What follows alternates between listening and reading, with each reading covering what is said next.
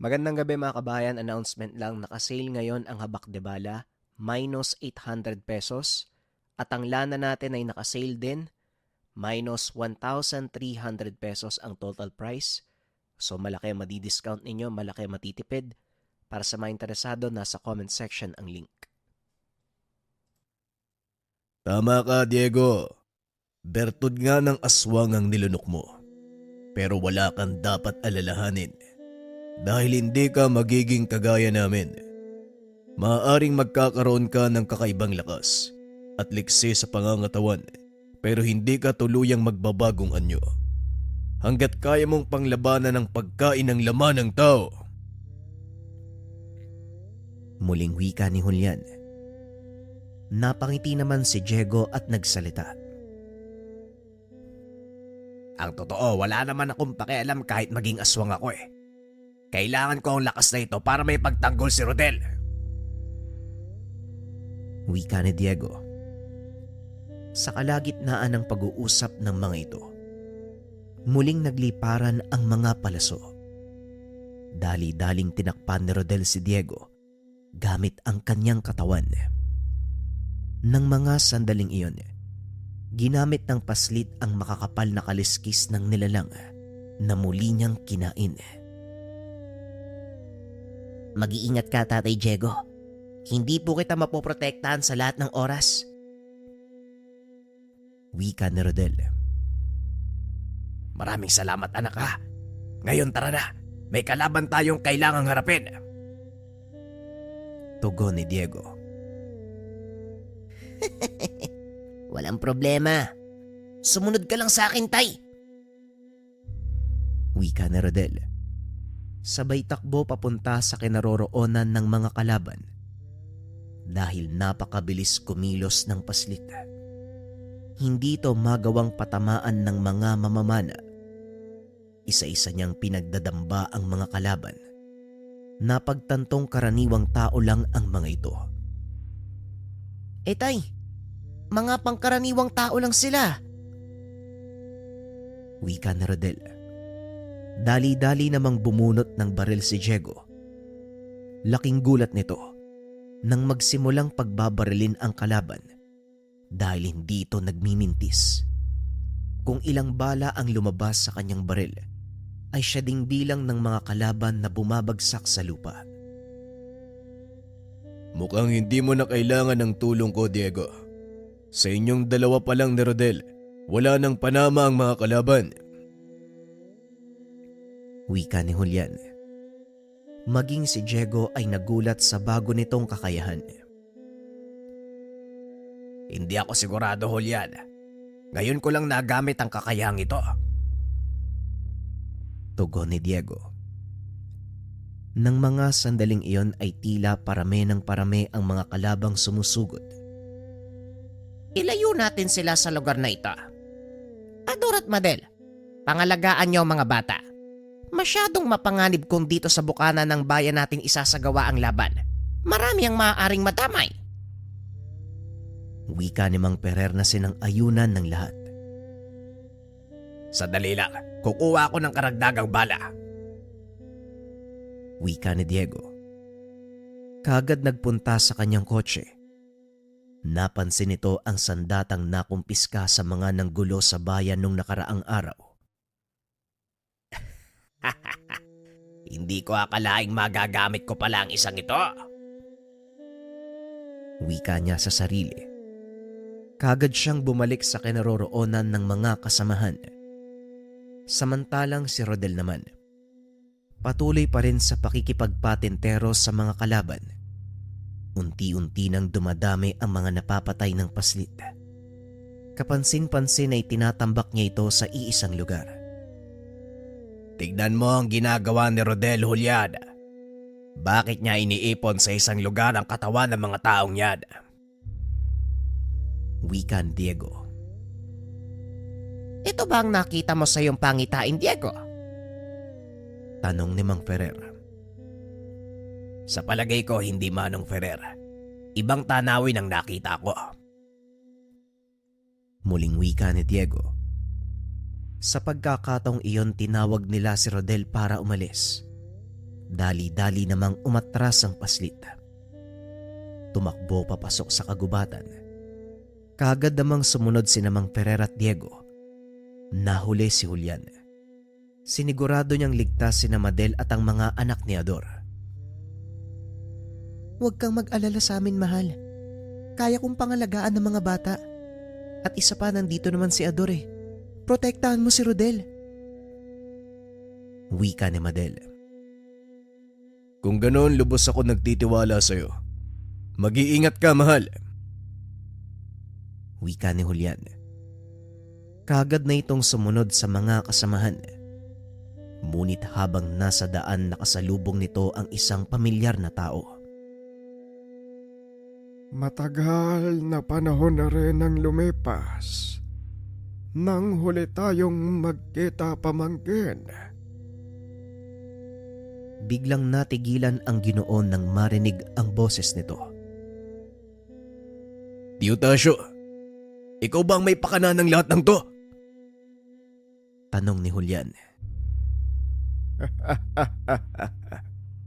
Sa palagay mo, sino pa ba ang gagawa nito?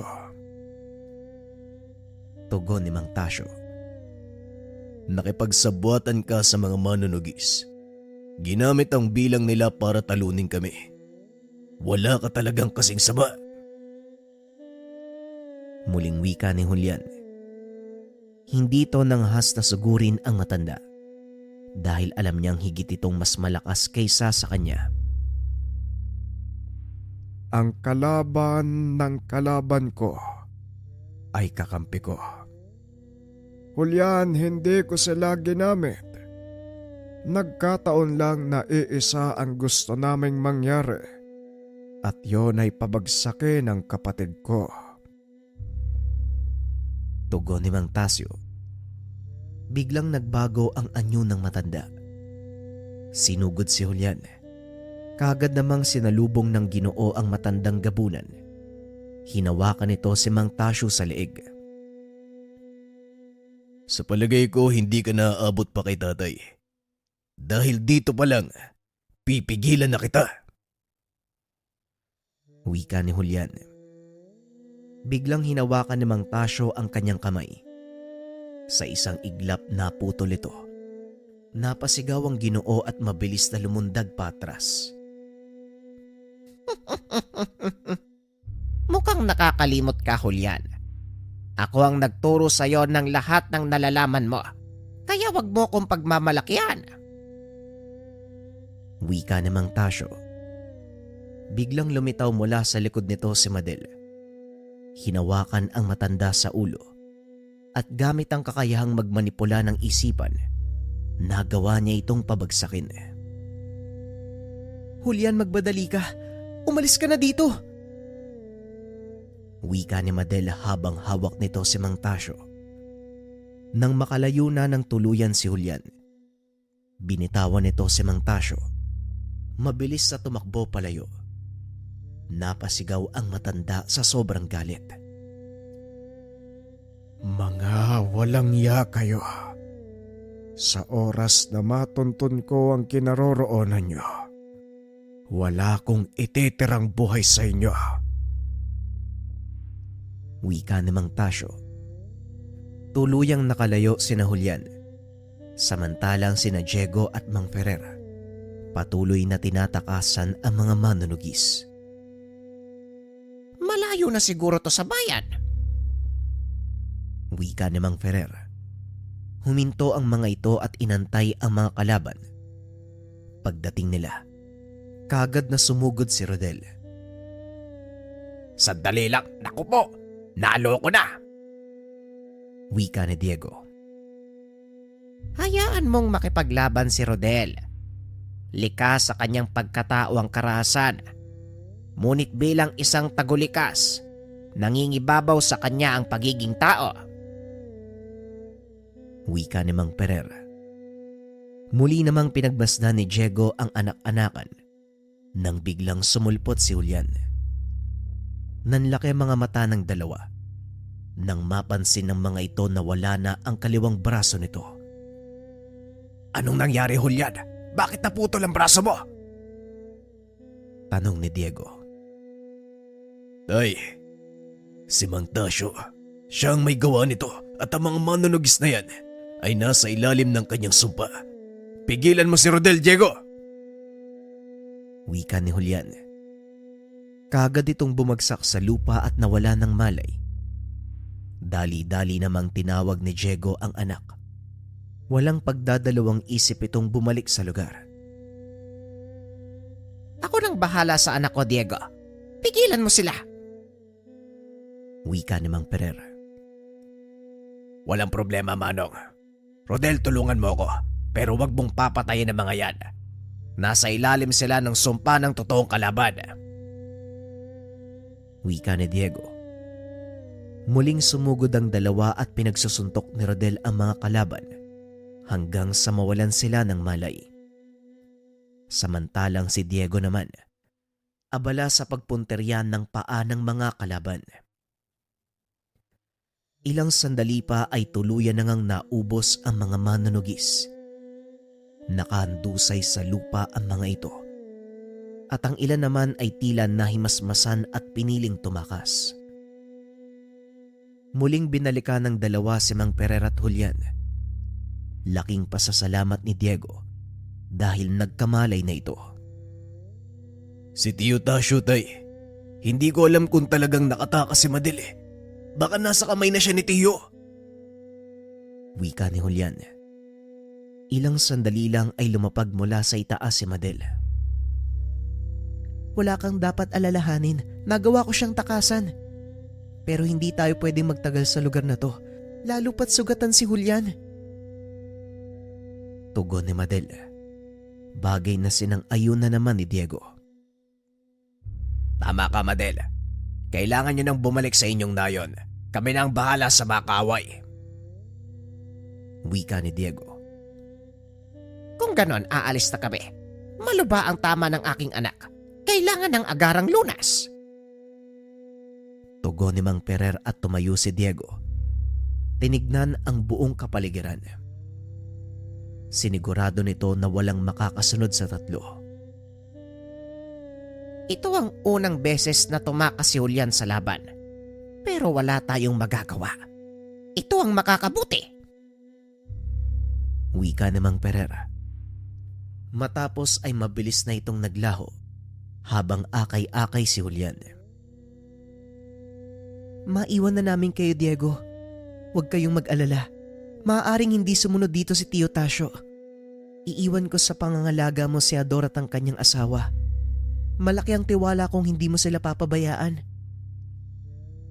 Wika ni Madel kay Diego. Ako nang bahala sa kanila, Ginang Madel. Wala kang dapat alalahanin. Si Julian kailangan niya ng tulong kaya magmadali na kayo. Sisiguraduhin kong walang makakasunod sa inyo. Tugon ni Diego. Kagad nang umalis si Madel matapos itong makipag-usap sa binata.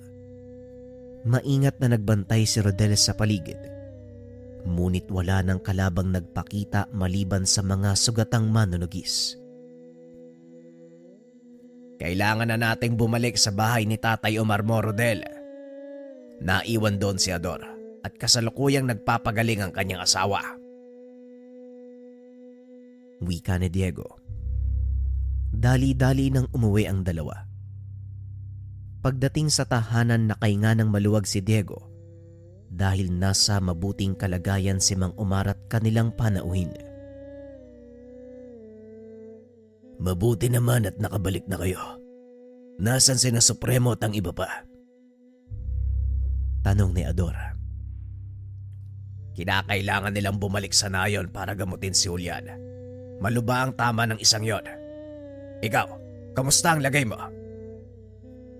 Tugon ni Diego. Medyo maayos na rin ang pakiramdam ko. Ganon din ang asawa at anak ko. Maraming salamat sa tulong niyo at maraming salamat din sa tulong ni Ginang Madel. Wika ni Ador.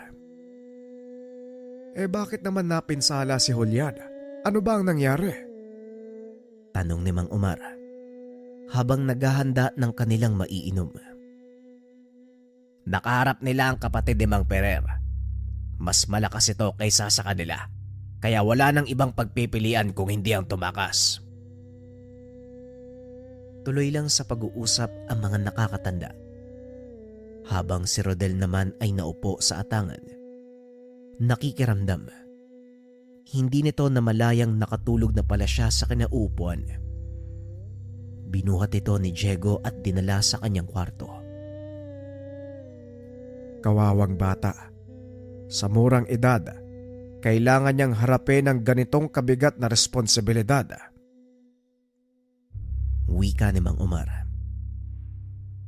Oo nga Manong sana matapos na ang kaguluhang ito para makapamuhay ng normal si Rodel. Wika ni Diego. Tama ka, Diego. Sa kabila ng pagiging aswang, hindi mo may tatanggi na paslit pa din si Rodel. At sana lang, huwag ipagkait ng kapalaran ng pagkakataong maramdaman niya ang pagiging bata. Muling wika ni Mang Omar. Matatapos din ang lahat ng ito. Sisiguraduhin kong magkakaroon ng normal na buhay si Rodel. Pag-uusap ng dalawa. Kinagabihan, nagpaalam na din si Ador kasama ang kanyang mag-ina. Diego, kailangan na naming umalis. Babalik na kami sa nayon. Mas matututukan ko ang pagpapagaling namin doon. Wika ni Ador. Tama ka, Ador. Maraming salamat sa tulong mo. Tugon ni Diego. Huwag mong isipin yon. Kung hindi dahil sa'yo, maaaring patay na ako. Nga pala, yung bertud na binigay ko, gagana lang yan kapag may paparating na panganib. Kusa itong magigising. Mag-iingat ka, Diego. Mauna na kami. Dapat makarating kami sa nayon bago sumikat ang araw. Wika ni Ador. Nagpasya din ang binatang magpahinga na muna. Laking pasasalamat nito dahil hindi ganon kalaking pinsala ang naidulot ng kaguluhan. Naalala nito ang mga manunugis na pinatay ni Rodel. Nanlaki ang mga mata ng binata dahil nang balikan niya ang lugar, wala na doon kahit isa sa mga bangkay. Dali-daling pumasok ng tahanan si Diego upang alamin kay Mang Omar kung ano ba ang nangyari. Manong, ano pong nangyari sa mga bangkay? Saan po napunta mga yon? Tanong ni Diego. May mga dumating na nilalang . Mabuti nga mabilis ako nakapagtago. Napakarami nila. Isa-isang pinasan palayo ang mga bangkay hanggang sa maubos . Hindi ko alam kung anong uri ng nilalang ang mga yon pero sa palagay ko, kakampi sila ng mga nakalaban nyo kanina. Wika ni Mang Omar. Pinunta ni Diego ang lugar kung saan itinambak ni Rodel ang mga bangkay. Nakita nito ang bakas ng mga sinasabing nilalang. Nagpa siyang sundan ng mga ito. Sa hindi kalayuan nga nakita nitong may malaking butas sa lupa. Lumapit si Diego. Sinalubong ito ng nakakasulasok na amoy. Medyo madilim sa paligid ng mga sandaling iyon. Laking gulat ni Diego nang biglang lumiwanag ang kanyang paningin. Gumana ang kakayahan ng bertud na ibinigay sa kanya ni Ador. Nangangahulugan na may paparating na panganib. Dahan-dahang umatras ang binata dahil nasipat nito mula sa butas ang isang nilalang. Mara nitong gumapang habang umaangil. Paunti-unti ay naaaninag ng maayos ni Diego ang itsura ng nilalang. Meron itong ulo ng baboy, katawan ng tao. Gumagapang ito papunta sa binata. Ilang segundo pa ay huminto ito at tumayo. Nakatitig lang ang nilalang kay Diego dahil maliwanag ang paningin. Napansin nito ang suot na kwintas ng nilalang. Kawig ito ng bertud na ibinigay sa kanya ni Ador. Hindi akalain ni Diego ng gabing iyon. malalaman niya ang katotohanan tungkol dito. Ano itong naaamoy ko? Hindi ka pang karaniwang tao. May kung anong nakakulong sa loob ng katawan mo. Pamilyar sa akin ang aura ng Bertud na yan. Wika ng nilalang. Anong ibig mong sabihin? Tanong ni Diego. Sa naririnig kong tanong sa'yo, hindi may kakailang kakatanggap mo lang ng bertud. Hindi ako ang dapat magpaliwanag sa'yo ng bagay na yan. Ngunit babalaan kita. Huwag kang magkakamaling tumikim ng dugo ng tao dahil paniguradong hindi mo mapipigilan ang mga mangyayari. Tugon ng nilalang. Matapos ay bumalik na ito sa kanyang pinagtataguan. Inikot ni Diego ang tingin sa paligid. Napansin ang napakaraming nilalang na nakatago sa mga puno. Nakatitig ang mga ito sa kanya at isa-isang nag-aalisan. Dali-dali na ding umalis si Diego sa lugar. Pagdating sa tahanan ay hindi ito nagpalata kay Mang Umar. Ngunit sa kaloob-looban ng binata, nag-aalala ito sa posibleng mangyari sa kanya. Hindi magawang makatulog ng binata. Nakaiga lang ito buong magdamag. Kahit pagod na pagod ang katawan, hindi naman magawang magpahinga ng kanyang isipan. Ilang oras pa ang nakalipas ay tuluyan ng sumikat ang araw. Bumangon si Diego upang magpunta sa trabaho. Kahit walang tulog, hindi nakakaramdam ng panghihina ang binata. Mag-almusal ka muna bago umalis, Diego. Napansin ko simula kagabi hindi kita nakitang kumain. Wika ni Mang Umar. Hindi ko alam, Manong. Hindi rin kasi ako nakakaramdam ng gutom eh. Sige na po, aalis na ako. Doon na lang siguro ako kakain kapag nakaramdam ng gutom. Tugon ni Diego. Habang nasa presinto, hindi maiwasang isipin ni Diego ang mga nangyari. Napapangiti na lang ang binata sa tuwing maiisip na naranasan niya ang mga bagay na noon ay naririnig niya lang sa mga tao. Nakabalik lang sa wisyo ang binata nang bigla itong tawagin ng kanilang hepe. Nagtanong ito tungkol sa kasong iniimbestagahan ng binata. Hindi alam ni Diego ang sasabihin dahil nagdadalawang isip ito sa maaaring maging reaksyon ng hepe. Hindi pa rin malinaw, Hepe. Nahihirapan akong hanapin ang mga may gawa ng pandurukot eh. Kahit ang mga residente, wala namang alam sa mga nangyayari. Wika ni Diego. Pinili niyang magsinungaling kahit alam niya ang katotohanan tungkol sa pagkawala ng mga bata. Mabuti na lang nakontento ang hepe sa naging sagot ni Diego. Nakahinga ng maluwag ang binata nang umalis na ang hepe. Dali-dali nang umalis si Diego sa presinto para makaiwas sa iba pang katanungan. Pinili ng binatang magpatrolya at habang nasa daan, biglang nakaramdam si Diego ng kakaibang kilabot. Maraming tao sa bayan ng mga sandaling iyon. Malapit na ang piyesta. Nagpatuloy sa paglalakad si Diego hanggang sa makarating siya sa plaza. Dito niya napansin ang mga taong nakasuot ng mahabang itim na damit. Hindi na nag-abala si Diego na lapitan ang mga ito. Sa isip niya, mga grupo itong nagtatanghal sa perya.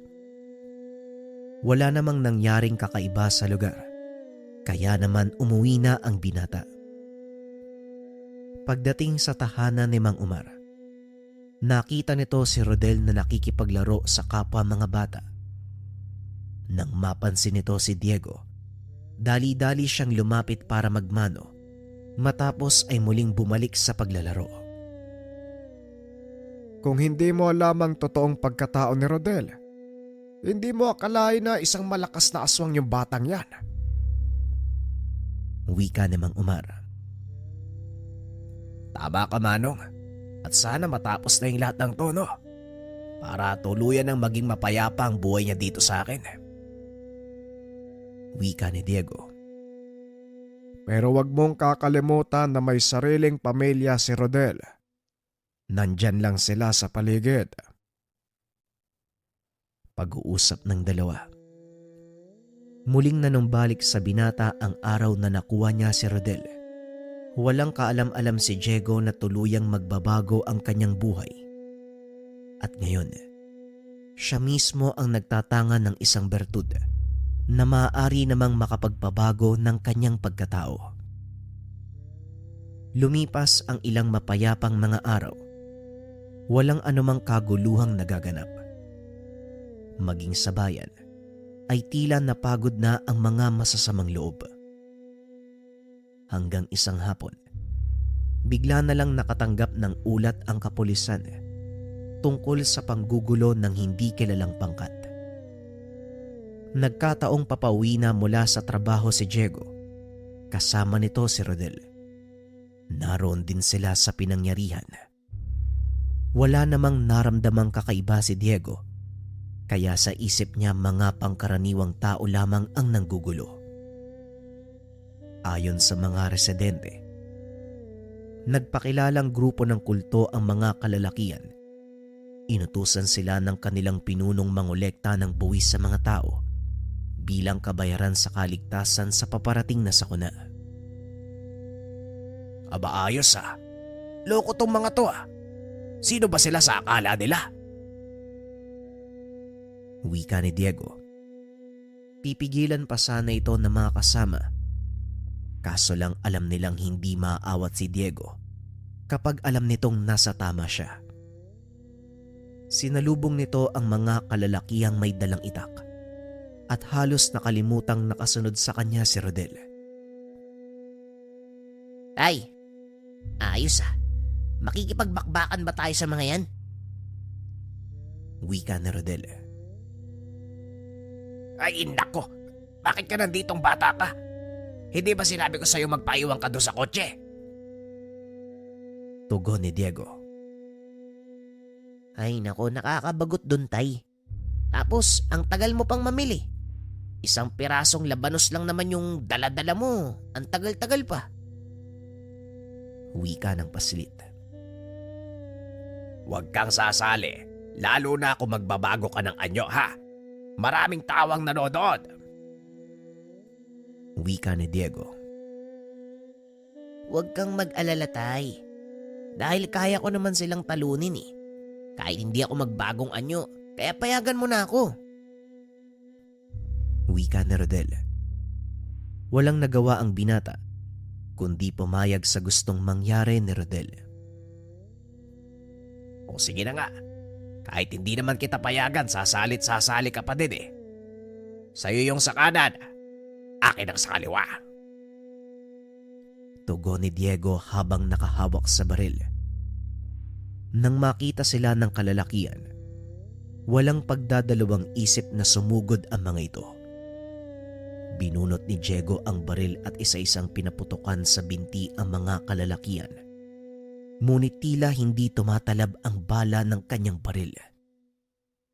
Malapit na ang isa sa mga ito sa kanya.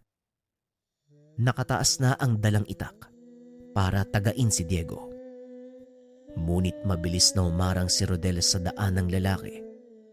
Walang pagdadalawang isip na sinuntok ang kalaban. Nagulat ang mga kasama nito dahil nagawang patumbahin ng isang paslit ang napakalaking tao.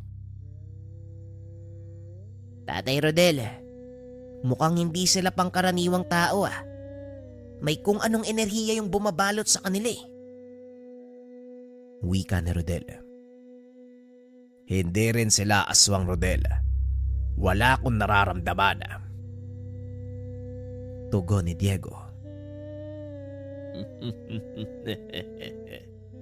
Sino nagsabi sa inyo na mga aswang kami? Wika ng isa sa mga kalalakian.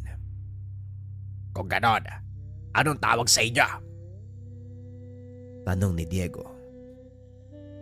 Kami ay mga lingkod ng Diyos. Ipinadala sa lugar na ito para linisin ang kanyang daan. Nagtataka kayo kung bakit hindi kami tinatabla ng bala. Yon ay dahil sa proteksyon ng aming Supremo. Tugon ng lalaki. Ano ba yan, parang nagtitipon-tipon kayong lahat sa bayang to ah. Una, mga aswang. Ngayon naman, ano kayo, kulto? Wika ni Diego. Dahilan para magalit ang mga kalalakian at sabay-sabay na sumugod. Para sa iyong kaalaman, hindi kami kulto. At gaya ng sinabi ko sa iyo, sugo kami ng Diyos. Tugon ng lalaki habang tumatakbo papunta sa kinakatayuan ni Diego. Kagad itong sinalubong ng binata at patuloy na inasar. May sira kaya ata sa ulo eh. May sugo ba ang Diyos na pumapatay ng kapwa? Tignan mo nga yung pinagagawa mo dito. Sa tingin mo, gawain ba yan ng totoong lingkod ng Diyos? Wika ni Diego habang hawak-hawak ang kamay ng lalaki. Itinulak ito ni Diego palayo. Gamit ng pagsipa, natumba ang kalaban. Akmang susugurin na sana ito ni Diego nang bigla naman siyang kuyugin ng ilang kababaihan. Hindi makagalaw ang binata dahil pilit siyang pinipigilan ng mga itong makalapit sa lalaki. Tay, ayos ka lang ba? Kailangan mo ba ng tulong? Tanong ni Rodel. Oo, Rodel. Hindi dapat makawala ang lalaking yan. Hindi na nagdalawang isip pa si Rodel at kagad sinugod ang lalaki. Walang tigil na pinagsusuntok hanggang sa mawala ng malay. Saka pa lamang nakawala si Diego sa mga kababaihan na ginamitan ng hipnotismo ng kung sino. Pinuntahan nito ang walang malay na lalaki. Nilagyan ng posas ang mga kamay. May ilan pa itong natitirang kasamahan. Napilit namang kinukuha ang lalaki. Ngunit hindi nila magawang lumapit kay Rodel. Sa susunod kung gagawa kayo ng gulo, siguraduhin yung kaya nyong panagutan. Rodel, nasira na yung labanos na binili ko eh. Wika ni Diego. Nagawang talunin ng dalawa ang mga ito. Sa sobrang inis ni Diego, pinagsiksikan niya ang mga ito sa iisang selda. Tignan natin kung mailigtas kayo ng supremong sinasabi nyo. Chavez, ano nga ba ang pangalan nitong malaking tao na to? Tanong ni Diego. Ramon. Ramon daw, Sarento. Tugon ni Chavez. Ramon, subukan mong tawagin ang sinasabi mong supremo kung tutugon siya sa'yo. At saka, Hindi na naituloy ni Diego ang sasabihin dahil biglang dumating ang isang matanda. Nakasuot ng magarang puting damit. Mahaba ang balbas nito na purong puti. Eka, mukhang bumaba si San Pedro ah. Wika ni Chavez. Oy Chavez, umayos ka nga. Magandang gabi po sa inyo. Ano ho ang may paglilingkod namin? Tanong ni Diego. Ipagpauman ninyo ang nangyaring kaguluhan dahil ito sa aking kapabayaan. Wika ng lalaki. Maaari ko po bang malaman ang pangalan nyo? Amang Klaro ang tawag nila sa akin, pero maaari mo kong tawagin sa kahit anong nais mo. Tugon ni Klaro. Amang Klaro, kung hindi ako nagkakamali, kayo po ang pinuno na sinasabi nila. Tanong ni Diego. Tama ka. Ikinalulungkot ko ang nangyari. Kaya kung maaari, pakawalan mo na ang aking mga kasamahan. Wala silang ginagawang masama. Ang mga namatay at nadamay, bahagi ng plano ng Diyos. Tugon ng matanda. Napakamot naman ng ulo si Diego dahil sa sinabi nito. Magklaro, pasensya ka na ha. Pero tama ba ang pagkakarinig ko? Inuutusan mo kung pakawalan ng mga mamamatay tao na to. Alam mo ba kung gaano kabigat ang ginawa nilang krimen? Wika ni Diego. Patuloy na nagmatigas ang matanda. Hindi krimen ang pagsunod sa kalooban ng may likha. Ngayon, kung iyong mamarapatin, buksan mo ang selda. Wika ni Mang Claro. Mawalang galang na sa'yo, Maklaro. Pero hindi mo ko pwedeng utos-utusan ng basta-basta. Nakagawa ng krimen ang mga taong ito. At kung gusto mo silang palabasin, kailangan mong magbayad ng piyansa. Wika ni Diego. Muling nagsalita ang matanda. Bayad na ang piyansa nila. Hindi pa nga lang naibibigay. Dahil sa kanyang pagdating, ipagkakaloob niya ang kabayaran sa lahat ng kanyang pinagkakautangan. Wika ni Claro. Tumawa ng malakas si Diego at muling nagsalita. Pasensya na ha. Pero hindi ko yun magagawa. Wala ni isa sa mga kasamaan ko ang sasakay sa kabaliwan mo. Kaya kung ayaw mong maaresto, sige na ho, umalis ka na. Wika ni Diego. Napangiti na lang ang matanda. Inilahad ang palad sa tapat ng mukha ni Diego na parang ginagamitan niya ito ng hipnotismo. Papalabasin mo ngayon din ang aking mga alagad. Sa ilalim ng kautusan ng may likha at sa kapangyarihang ibinigay niya sa akin, susundin mo ang aking utos. Matagal na tinitigan ni Diego ang palad ng lalaki. Inilihis nito ang kanyang ulo upang tignan sa mukha ang matanda. Pasensya na ho ah. Baliw ka ba? Anong ginagawa mo? Pero Biglang nagsalita si Rodel. umalis ka na dito. Kung ayaw mong magkalasog-lasog ang katawan mo. Kitang-kita ni Diego ang biglaang pagbabago ng reaksyon sa mukha ng matanda na para bang nakakita ng demonyo. Walang kahit anong salita. Bigla itong lumabas ng presinto at hindi na lumingon pa. Anong ginawa mo doon, Rodel? Bakit parang nakakita ng demonyo? Tanong ni Diego sa anak-anakan. Pinakitaan ko nga po ng demonyo, tay. Tara na po. Hindi na natin maluluto yung labanos na binili mo eh. Lanta na oh. Nakipaghuntahan ka pa kasi, tay. Yung matandang yun parang baliw nga eh. Ginabi na tuloy tayo. Wika ng paslit.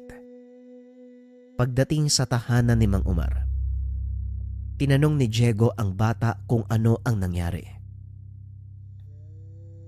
Sinubukan kanyang gamitan ng hipnotismo. Kaso lang, hindi umuobra yun sa mga aswang. Wika ni Rodel. Teka, sandali lang. Sino ba mga aswang? Hindi naman ako aswang ah. Tugon ni Diego. Hindi ka nga po aswang, tay. Pero may bertod ka ng aswang sa katawan mo. Wika ni Rodel. Napagtanto nito na hindi lang bilis ng katawan at lakas ang kayang ibigay ng bertud, kundi maging pangontra sa mga espiritual na atake, gaya ng ginawa sa kanya ng matanda. Hayaan mo na lang siguro yon, total. Kumaripas na din siya ng takbo nung makita ka niya eh. Lingid sa kalaman ni Diego na ang kaganapang iyon ang siyang magiging daan para mangyari ang bagay na kanyang kinakatakutan. Ilang araw matapos ang kaganapan, nagulat si Diego dahil nagsipagsugod ang mga tao sa tahanan ni Mang Omar. Diego! Diego! Napakaraming tao sa labas. Hinahanap si Rodel. Alam nilang aswang ang anak mo. Teka, paano po nangyari yon? Pag-uusap ng dalawa at dali-daling lumabas si Rodel. Nakita ang mga taong may dalang sulo. Meron ding mga sandata. Nasipat din ni Rodel na kasama ng mga ito ang matandang si Claro. Anong gagawin natin? Delikado ang buhay ni Rodel. Wika ni Mang Omar. Huwag kang matakot, Mang Omar. Ako ang bahala. Tugon ng binata at naglakad papalapit sa mga tao. Magandang gabi sa inyong lahat. Anong may paglilingkod ko sa inyo? Tanong ni Diego.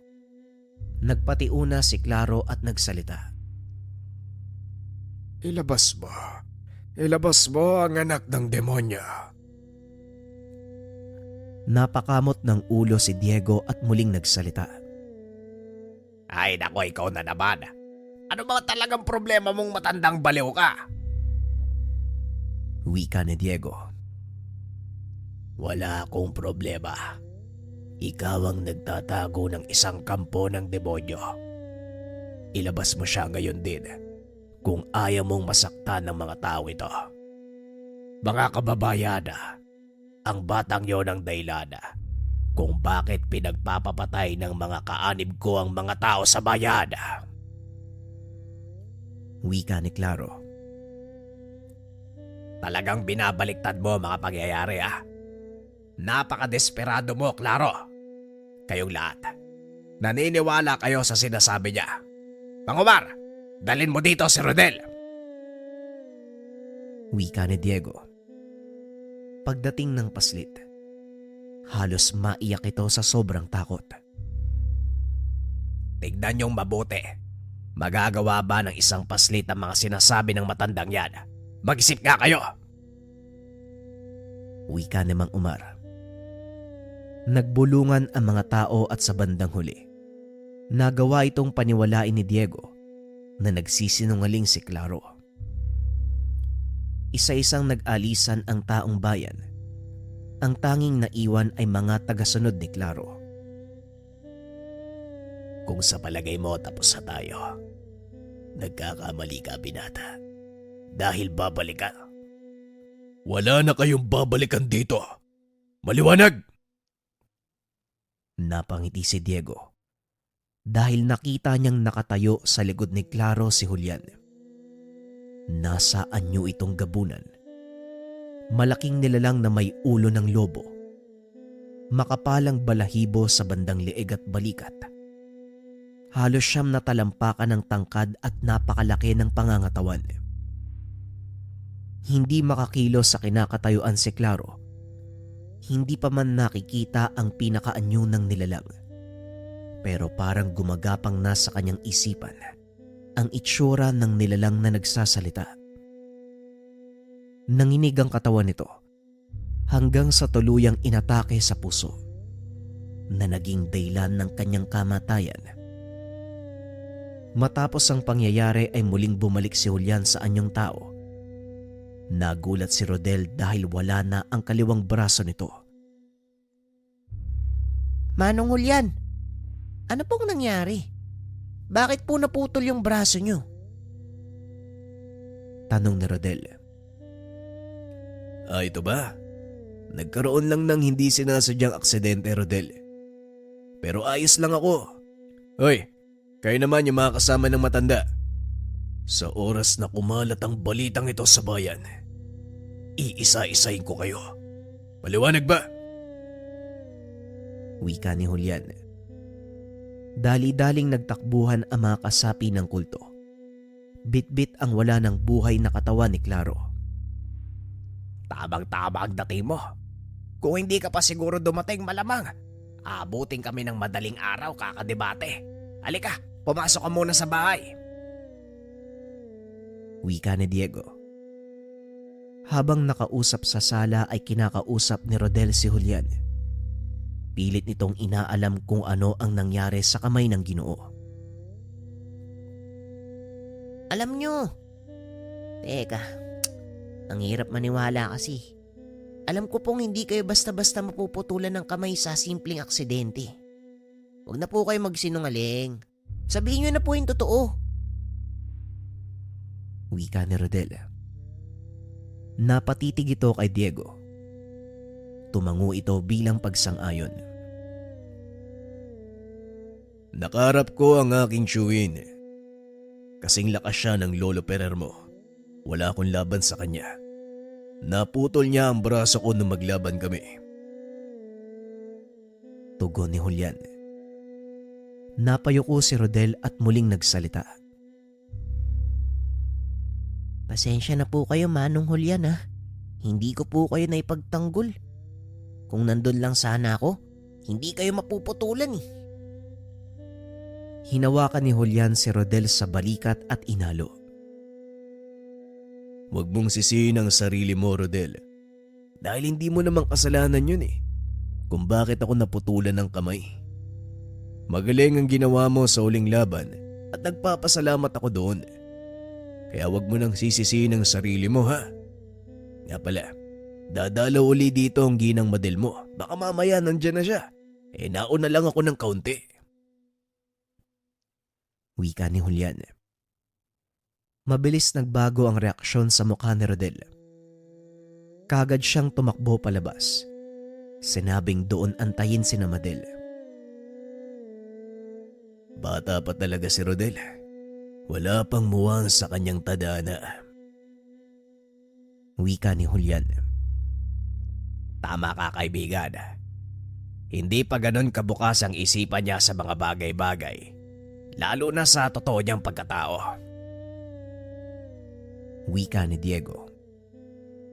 Darating ang panahon malalaman niya ang lahat ng tungkol dyan. Sa ngayon, hayaan na muna natin siyang maging bata. Muling wika ni Julian.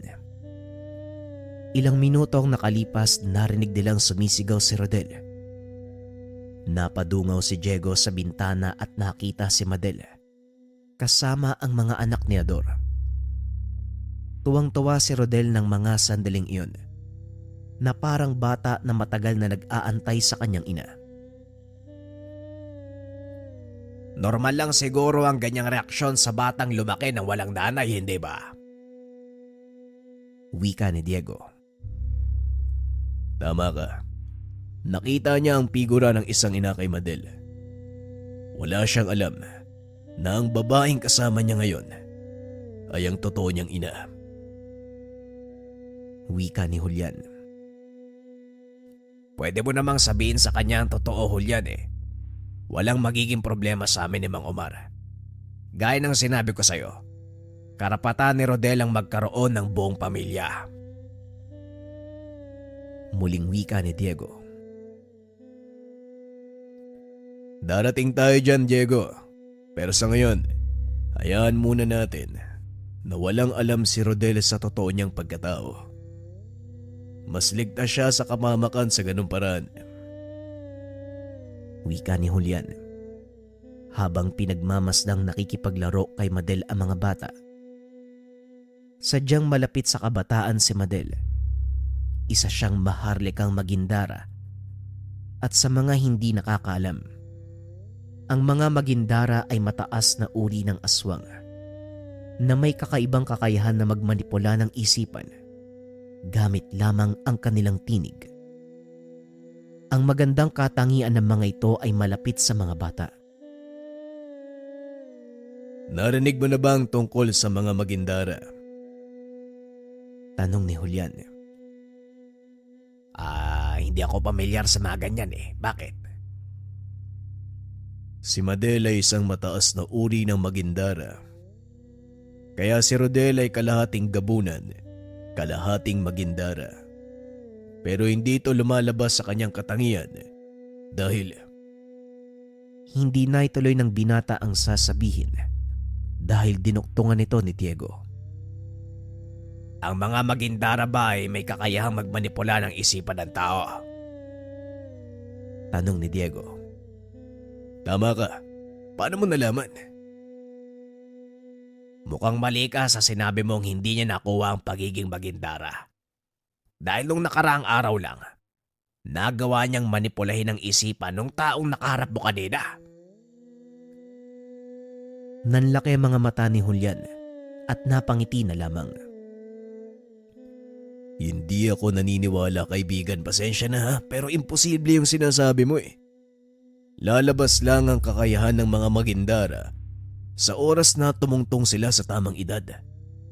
Alanganin pa si Rodel oh. Kaya talagang imposible. Wika ni Julian. Handa akong patunayan yan. Sandali, tatawagin ko si Rodel. Tinawag ni Diego ang paslit at kagad itong lumapit. Bakit po, tay?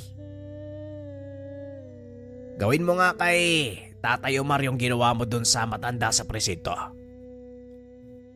Wika ni Diego. Ayun po ba? Sandali lang po, madali lang yan eh. Wika ni Rodel. Lumapit ito kay Mang Omar na noon ay naglilinis ng kanilang mesa. Kinalabit ito ng paslit. Napatingin sa kanya ang matanda. Dito na inobserba ni Julian ang kilos ni Rodel. Nakatitig lang ito sa mata ni Mang Omar at biglang nagsalita. Tay Omar, kagatin niyo nga po yung daliri niyo sa paa. Natawa si Diego sa pinapagawa ni Rodel.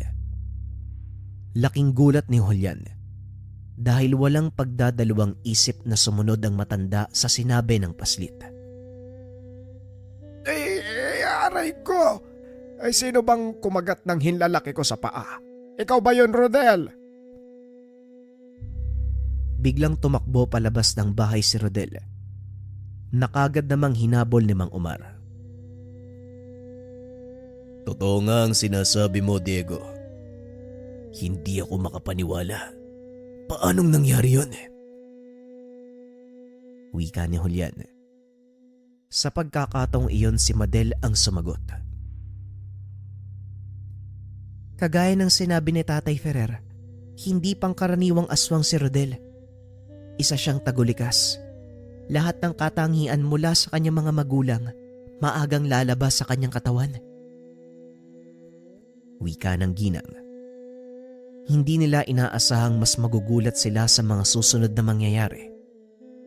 Dahil tahimik naman ang lahat. Nagkayayaan ng pangkat na maligo sa ilog. Tuwang-tuwa ang mga bata dahil gustong-gusto ng mga ito ang maglaro sa tubig. Pagdating sa lugar, kanya-kanyang talunan ang mga ito sa tubig. Nahuli si Rodel dahil kinakailangan pa siyang tulungan ni Diego para magubad ng damit. Tumalo ng paslit mula sa medyo mataas na bahagi ng pangpang. Malalim na ang parting iyon. Walang sino man ang nangangahas na maligo dahil sa usap-usapang may nakatirang malaking palos na kayang lumunok ng isang bata. Laking pagtataka ni Diego dahil halos 5 minuto na ang nakalipas. Hindi pa umaahon si Rodel. Dali-dali itong nagubad ng damit at tumalon sa tubig. Ngunit laking gulat nito nang makitang pag-ahon ni Rodel. Dala niya ang malaking palos. At ang mas nakakagulat pa, naging buntot ng isda ang mga paa ng paslit. Halos kasing laki ng katawan ni Rodel ang palos na yun at may habang umaabot na maigit 3 metro. Hinila ni Diego ang palos papunta sa pangpang. Kagad itong umakyat sa kinaroroonan nila Julian. Sabihin nyo nga sa akin, may buntot ba ng isda mga magindara? Tanong ni Diego. Oo. Pero tanging ang mga maharlikang magindara lang ang merong kakayahan na gawin ang bagay na yan. Wika ni Julian. Kasi nakita ko si Rodel Yung paa niya naging buntot ng isda habang lumalangoy pa ibabaw. Wika ni Diego. Tama bang narinig ko? May buntot ng isda si Rodel? Wika ni Madel. Alam nito ang katangian ng mga maharlikang magindara dahil isa siya sa mga ito. Dali-daling bumaba sa ilog si Madel. Nagkunwaring nadulas at nalulunod. Walang pagdadalawang isip na lumangoy si Rodel para tulungan ito. Ngunit laking gulat ng binata dahil nakita niyang may maganda at makulay na buntot si Madel. Ang daya mo naman, Ginang Madel. Niloloko mo ko May buntot ka din pala. Tapos ang ganda po. Nanlaki ang mga mata ni Rodel dahil nagliliwanag ang buntot ni Madel sa tubig. Nakaagad namang sinaway ni Julian dahil nakakaakit ito ng iba't ibang elemento sa paligid. Huwag kang makinig sa manong Julian mo. Tara maglaro tayo sa ilalim ng tubig. Naglaro ang dalawa sa pinakailalim ng tubig. Tuwang-tuwa si Rodel dahil unang beses niyang sumisid ng ganong kalalim. Pag-ahon ng mga ito, saktong kumakain na sina Diego. Nakikain na din ng dalawa. Naging masaya ang araw na yon para sa kanila at masasabing nagkaroon ng isang malaki at buong pamilya si Rodel. Rodel anak, masaya ka ba ngayong araw? Wika ni Diego. Oo naman po, tay. Lalo na nung sumisid kami sa tubig ni Ginang Madel. Ang ganda pala ng buntot niya, tay. Wika ng paslit. Nang gabing iyon, hiniling ni Rodel na doon matulog sina Julian at Madel. Maging si Diego. Sinabihan ng mga itong tabihan sa pagtulog ang paslit. Nakatayo si Diego sa pintuan. Pinagmamasdan ang mag-anak. Napapangiti ito dahil sa wakas may pagkakataon na si Rodel na magkaroon ng buong pamilya. Aba, tignan mo nga naman si Rodel. Damang-dama na may nanay at tatay siyang katabi. Wika ni Mang Omar. Oo nga, Manong. Yan lang naman ang nararapat Ang hiling ko lang sana matapos na ang lahat ng to para magkaroon na ng kapayapaan ng pamilya ni Rodel at saka magsama-sama na silang mag-anak. Wika ni Diego. Hindi ka ba malulungkot sa tuwing iisipin mo na mawawala na si Rodel? Tanong ni Mang Omar. Ay syempre naman po malulungkot ako, Manong. Pero hindi ko rin pwedeng ipagkait sa kanya ang karapatang makasama ang mga magulang niya. Tugon ni Diego. Tama ka nga naman. O siya, magpapahinga na ako ha. Napagod ako sa ginawa natin Wika ni Mang Omar. Kagad na itong pumasok sa kwarto. Si Diego naman ay lumabas ng bahay. Piniling maupo sa atangan. Iniisip nito kung paano ang magiging buhay nang wala sa tabi niya si Rodel. Maya-maya lang ay naramdaman nitong bumangon ang mag-asawa at lumabas ng tahanan. Nakatulog ka agad sa sobrang pagod. Napakadaldal talaga ni Rodel. Alam mo kahit 10 taong gulang na siya, hindi pa rin maitatago ang pagiging malambing niya. Wika ni Julian. Maswerte si Rodel Napunta siya sa mga mababait na tao. At kung akong tatanungin, mas gugustuhin kong dumito na lang siya Wika ni Madel. Pero hindi nyo pwedeng ipagkait sa kanya ang karapatang malaman na kayo ang totoong magulang. Ayokong habang buhay na maging blanco ang pahina ng buhay niya tungkol sa inyo. Wika ni Diego. Hindi mangyayari yun. Dahil alam kong hindi mo siya papabayaan.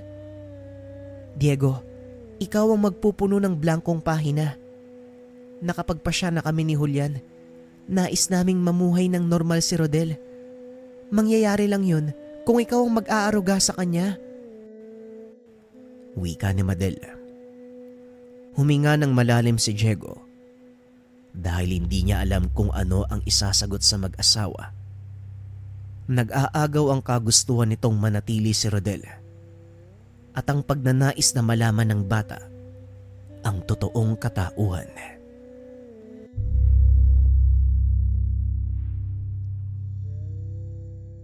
What's up mga kabayan? Ako nga pala si JD, CEO and founder ng Likha at ng JD Films. Dahil 7/7 sale ngayon, meron tayong bagong produkto na affordable para sa lahat. Eto siya. Haplas, konsagradong langis 100 ml. Kung naaalala nyo dati ang presyo nito ay $950, ngayon bumaba na siya ng $199 na lang. Pareho pa rin ang bisa, konsagradong langis, kinonsagra, binasbasan ng Antengeros del Negros para mas magkaroon ng bisa kapag nilagay sa katawan. Para saan ang langis na ito? Ang langis mga kabayan pwede itong gamitin sa pilay, sa masakit na katawan, sa masakit na ulo, sa lagnat, sa ubo, kontra usog, kontra bati, lalong-lalo na sa mga baby. At syempre, iba pang masamang karamdaman. Sobrang bisa nito mga kabayan, lalong-lalo na sa mga nagbubuntis. Pwede kayong kumuha nito, ihaplas nyo dun sa tiyan at magsisilbing sa bulag na ito para hindi maamoy ng nilalang elemento ng aswang yung dinadala ng buntis. Para sa mga nasa probinsya, sobrang kailangan nyo nito, lalo na kung may nararamdaman kayong nilalang sa paligid. Kulang pa to ng sticker mga kabayan, lalagyan ko pa to ng haplas. In-announce ko tong product kagabi. So far, may order na tayo kaagad ng 15 pieces. May natira pang kaunti. Pwede kayong humabol mga kabayan kung interesado kayo dito. Again, from $950 naging $199 pesos na lang siya. Mas maganda yung packaging natin, mas matibay, pinapump, in-upgrade, pareho ng bisa pero pinababa yung presyo. Para sa lahat na interesado, nasa comment section ang link. Oops, wait lang mga kabayan, dahil 7/7 sale din ngayon, yung ating habak de bala, from 2,000 pesos magiging 1,199 na lang, makakasave kayo ng almost 800 pesos. Ganon din yung lana natin mga kabayan. Ito ay may mga sangkap kumukulo kapag merong nilalang o elemento, may kasama pa tong San Benito. Mabibili na rin to ng 1,199, makakasave kayo ng almost 1,300 pesos. Sa lahat ng interesado, nasa comment section ang link. Salamat.